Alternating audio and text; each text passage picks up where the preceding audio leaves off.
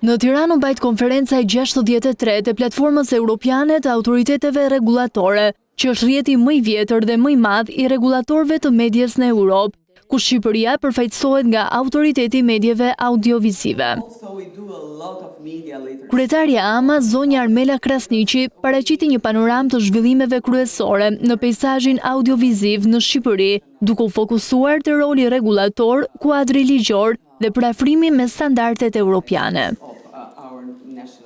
Krasniqi ka bërë një përmbledhje të shkurtër mbi aktivitetin kryesor gjatë 5 viteve të AMA-s, duke theksuar 550 vendime, mbi 60% e tyre me dakordsi unanime dhe mas një vendim të kontestuar nga shoqëria civile, industria dhe forcat politike.